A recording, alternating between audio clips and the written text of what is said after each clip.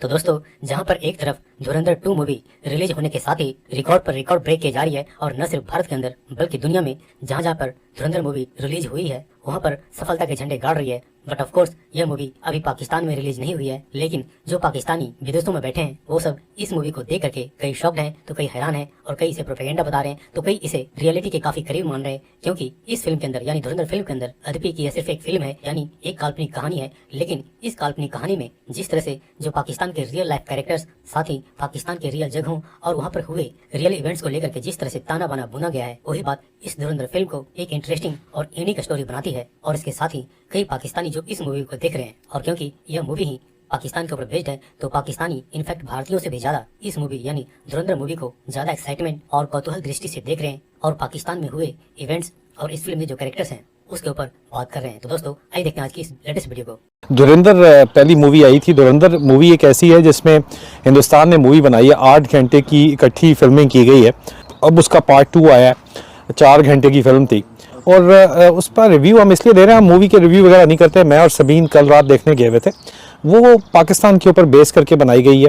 Part 2 के ऊपर लोग कह रहे हैं कि जी बहुत ही नेक्स्ट लेवल प्रोपेगेंडा किया गया है। इसमें तो कोई शक नहीं है कि फिक्शन बहुत ज़्यादा है, लेकिन बेस्ड ऑन रियलिटी इसको बनाया गया है।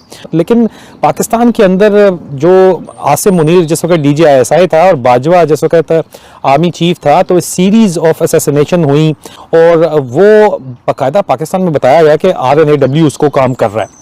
यहाँ पे इस फिल्म में दिखाया ये गया है कि RNAW ने किस तरह एक धुरंधर प्रोजेक्ट के ज़रिए उनकी इंटेलिजेंस ब्यूरो ने, जो कि अजित डोवाल जो है जिसको हेड करते हैं, वो अजय संजाल नाम का उन्होंने एक बंदा वहाँ पे दिखाया, एक फिक्शनल कैरेक्टर दिखाया और उन्होंने किस तरह इन्फिल्ट्रेशन की पाकिस्तान के अंडरवर्ल्ड के अंदर और पाकिस्तान की पॉलिटिक्स के अंदर, और किस तरह उन्होंने फिर जो है वो अंदर घुस के मारा भी और बदले भी मुकाए। और एक प्रोएक्टिव पॉलिसी जो कि जब से प्राइम मिनिस्टर मोदी वहाँ पे आया डेफिनेटली नज़र आती है, बड़ी ही प्रोएक्टिव पॉलिसी है। सबसे बड़ी बात यह है कि आसिम मुनीर के ऊपर जब DGISI था उसको भी दिखाया गया, पोर्ट्रे किया गया कि उसने पाकिस्तान के न्यूक्लियर सीक्रेट्स इसराइल को पैसों के एवज बेचे और इसी वजह से उनका एजेंट जब आखिर में पकड़ा जाता है तो उसको वापस भी भिजवाया।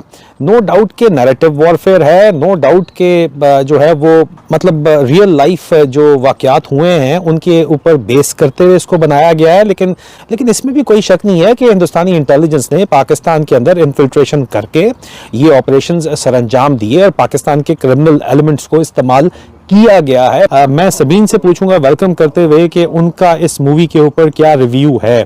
जी थैंक यू एंड अस्सलाम वालेकुम। एंड मूवी का क्या रिव्यू है? शॉक, डेफिनेटली कल्चरल शॉक भी कह सकते हैं, एक इंफॉर्मेशन शॉक भी। ऑब्वियसली एज अ फिल्म हम इसको 100% सीरियस तो नहीं ले सकते। तो एक पैट्रियोटिक पाकिस्तानी होने के नाते मैं इस वक्त बहुत न्यूट्रल तो नहीं, लेकिन as a neutral onlooker इसको डिस्कस करूंगी। इवेंट्स जो दिखाए गए उसमें कि फॉर इंस्टेंस जो लियारी गैंग वॉर्स, जो ड्रग बिजनेस है कि किस तरह ड्रग्स एक्सपोर्ट की जाते हैं पाकिस्तान से इंडिया के अंदर, किस तरह मैं इसके ऊपर स्टोरी नस्ल, जी तो वो मुझे याद है अच्छी तरह से, और नस्ल कैसे तबाह की जा रही है। तो ये भी एक वॉरफेयर की एक टेक्निक है। तो इंसानी जाने वहाँ पे एक आप समझें कि मुतासिर हो रही हैं। तो ये सारी बातें जब एग्जिस्ट करती हैं तो आप समझ सकते हैं कि 80 to 90% तो जो बातें बताई गई हैं वो तो कम से कम आप कह सकते हैं कि एक एंगल, इंडियन एंगल की तरफ से दिखाई जा रही है। तो जिससे ये सामने जाहिर हो रहा है कि उनके साथ हुई हैं ज्यादतियाँ पाकिस्तानियों की तरफ से। और पाकिस्तानियों अगर मूवी में देखा जाए तो जनरलाइज्ड कंसेप्शन नहीं था कि पाकिस्तानी इन्वॉल्व है इसमें। ISI का जिक्र बहुत होता था। जिस तरह ये दिखाया गया कि बड़े साहब जो हैं वो दाऊद इब्राहिम है असल, तो उन्होंने स्टेट के ऊपर रिस्पांसिबिलिटी पाकिस्तान के नहीं डाली। हाँ, तो ये आई एम ट्राइंग, लेकिन DGISI को रगड़ दिया साथ ही। आसिम मुनीर को भी रगड़ दिया। हाँ, आसिम मुनीर भी जब वो DGISI था इजराइलियों को बेच रहा था, हाँ, एसेट्स, लेकिन जब आप देखें अगर बाकी चीजें हकीकत है तो ये कहाँ से पकड़ के ले आए ये बातें?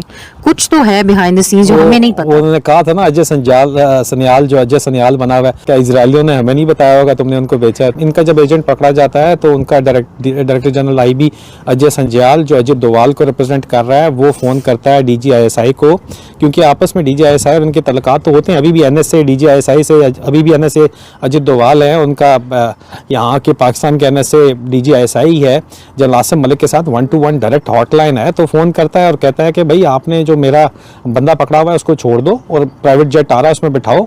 वो आगे से हंसता है, कहता है इसकी तो हम मिसाल बना देंगे ये वो। तो फिर वो उसको वीडियो भेजता है कि ये तुमने दुबई में पाकिस्तान के न्यूक्लियर सीक्रेट्स इसराइलीज़ को बेचे हैं और ये सीक्रेट्स जो हैं हम अगर वीडियो रिलीज़ कर दी तो पाकिस्तान में तुम तो मारे जाओगे, तुम्हारी ख़ानदान तुम्हारे बच्चे भी मारे जाएंगे। फिर उसका तरा निकलता है और वो जो है उसको छोड़ देता है, एजेंट को भी छोड़ता है। और उमर शाहिद हामिद जो SP है जिसने अरशद शरीफ शहीद की भी मर्डर इन्वेस्टिगेशन की है, उसको जो है वो बाद में जो है वो ऑफिसर ऑन स्पेशल ड्यूटी बना दिया जाता है क्योंकि वो इसके ऊपर एतराज़ करता है क्योंकि उसने इंडियन एजेंट पकड़ा हुआ होता है। तो ऑफ कोर्स ये एक बड़ा सीरियस इशू है, इसमें तो कोई शक नहीं है। और इसको वो फिक्शन भी कहा जा सकता है, लेकिन ये फिक्शन रियलिटी के बहुत करीब है क्योंकि आसिम मुनीर अखीर करप्ट आदमी है, मास्टर टाइल का केस उसके सामने है। कल मैं इसके ऊपर डिटेल में वीलॉग कर चुका हूँ कि क्या आसिम मुनीर इजरायली एजेंट है, उसमें तमाम मैं एविडेंस सामने रख चुका हूँ। लेकिन ये एक हकीकत है और वो कहते हैं कि जनाब इजरायली और इंडियन इंटेलिजेंस कोऑपरेशन तो मौजूद है और इजरायली आपके सगे किस तरह होंगे। खतरनाक बात यह है कि जिस बंदे ने रिसर्च की है उसको बहुत सारी बातों का पता होगा, इनसाइड इन्फॉर्मेशन जो कि हम तक नहीं आती और आई एम प्रीटी श्योर कि पाकिस्तानियों तक भी नहीं आती। तो जो इनसाइड इन्फॉर्मेशन के ऊपर बेस की गई मूवी है उसको थोड़ा बहुत सीरियसली लेना तो बहुत जरूरी है। आदित्य राजकोल अगर आपने हायर किया है और वो ठीक है, पाकिस्तान में इंफॉर्मेशन ऑपरेशन कहते हैं कि भाई ये तो टोटल उनका इंटेलिजेंस के लिए काम करता रहा या इंफॉर्मेशन ऑपरेशन कर रहा है या प्रोपेगेंडा कर रहा है, लेकिन एक बंदा रिसर्चर रखा गया बाकायदा तौर के ऊपर और वो जो बातें कर रहा है वो it does make a lot of sense, आप माने या ना माने। हाफिज सईद जैसे लोग मुरीद के अंदर मदरसे, मौलाना मसूद अजहर के ISI चला रही है, बड़े अरसे से चला रही है।